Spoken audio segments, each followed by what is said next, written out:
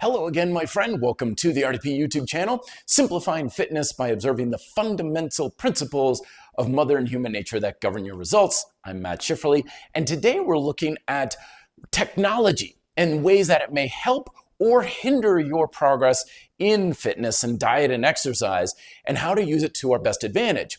Today we're looking at genes and genetic style diet and exercise programs. We're looking at new weight loss drugs and data, and of course the big mother of all, AI. Is it going to help us and lead us to a new fitness utopia, or is it going to basically Skynet us and just nuke all of our gains? So first off, we have data, big data. We got all sorts of data collection. We got wearables and Aura rings and apps on our phone and everything like that. And in theory, more information can be helpful, but a lot of times it can also lead to a lot of paralysis by analysis and have us running around in circles, wondering what the heck we're supposed to do. So here's what you want to always keep in mind, is that data is only helpful if it helps you make better decisions. Otherwise, you look at your phone, you're like, hey, I took 4,000 steps today. So what? It doesn't do you any good to know that, right? But if you look at it and you're like, okay, 4,000 steps today, yeah, I definitely could have taken a walk during lunch break. Okay, tomorrow I plan, instead of just sitting around doom scrolling on my phone, I'm going to take a walk around the campus and stuff like that. That's when it's being helpful. So when you're looking to mine data, look for useful data rather than data just for information's sake. Next up, we've got genetics, specifically genetic-based diet and workout programs. You send a sample in of some part of you and they're like, oh, according to your genetics, you should be doing this kind of diet or taking these vitamins and so on. Is this really going to be helpful, or is it just kind of fluff and snake oil? Well, this is the one that I'm the most skeptical of, because in theory, we're looking at it like, oh, there's the genome, and yeah, there's that gene, and that gene there that you've got means you should be on a low-carb diet and doing CrossFit or whatever. But of course, that's not how genetics really work. Genetics are much more complicated than that. I mean, hell, there's thousands of individual genes that are responsible for just your height. And the science of genetics and how it relates to fitness is still widely misunderstood. So there's still a lot we don't know. And even if we did take a look at your genome, it's still based on estimations and guesswork. And it's still too early to say, oh, based on your genetics, you should be doing this thing. So you're probably still going to get the generic advice of drink more water, be active in a variety of ways, eat more fruits and vegetables, don't drink too much alcohol.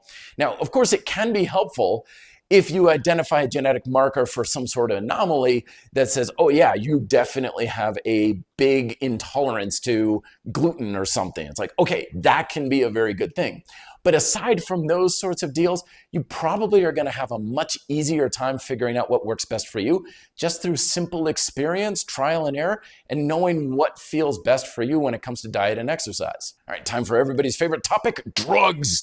Drugs. We got all these new weight loss drugs coming down the pipe, and the media is all crazy about, is this the end of the obesity epidemic and stuff? And for guys like me who've been in this industry for several decades, this is just the same old song and dance all over again. Nothing new, nothing interesting to see here.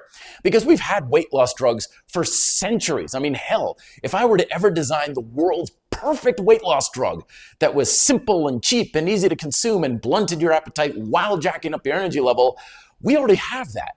It's called caffeine. And I know a lot of you might be like, yeah, but that doesn't do very much. Exactly. Because fundamentally, weight loss drugs don't do anything new, different, or unusual. They just take a different pathway to get you to try to eat less or expend more energy somehow. And that doesn't mean it's a bad thing, because ultimately, if something does the same thing fundamentally, that means it works. If it doesn't do that, it simply doesn't work. And I recognize a lot of these drugs can sometimes be kind of a good thing for people with various medical things like diabetes or stuff, and they just have no place else to turn, and it can be a good lifeline for helping those individuals. But when it comes to just trying to lose weight, always remember that every single weight loss intervention, whether it's drugs or surgery or diet or exercise or anything you ever do to try to lose weight, will in the long term ultimately become a weight loss prevention method. That's because we only lose weight during a short period of adaptation as we get used to the new diet, exercise, drugs, whatever.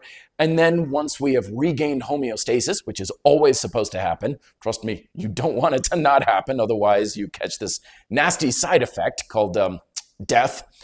So you eventually regain homeostasis, and now you have this independent or this dependence indefinitely on whatever that is to maintain whatever progress you made, whether you lost 5 pounds or 50 pounds, you have to indefinitely keep those habits or the drugs or whatever up.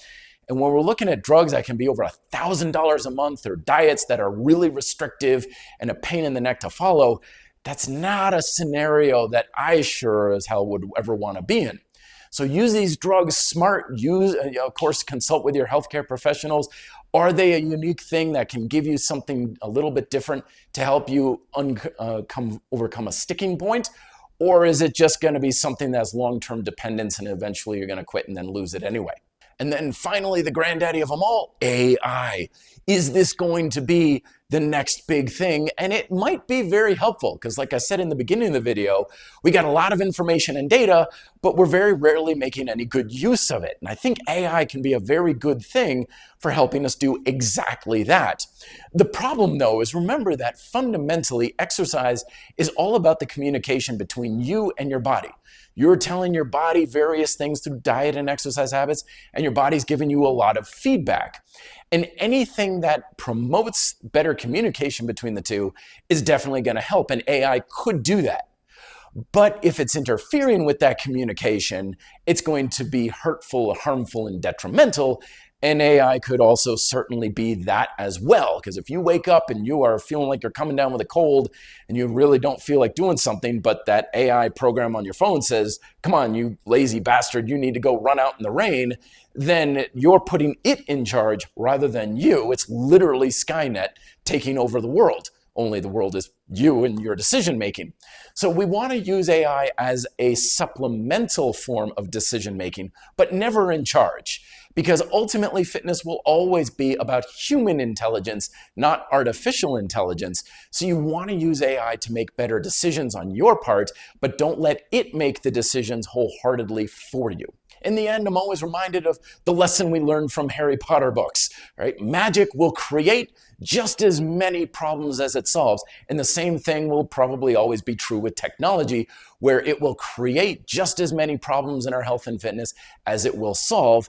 We just have to use them in a smart way to ensure that we're facilitating progress and keep an eye out for ways that it could be detrimental and holding you back. My thoughts, I'd love to hear yours down below. Hit the likes and shares and everything like that. And as always, be fit and live free. Thanks for watching.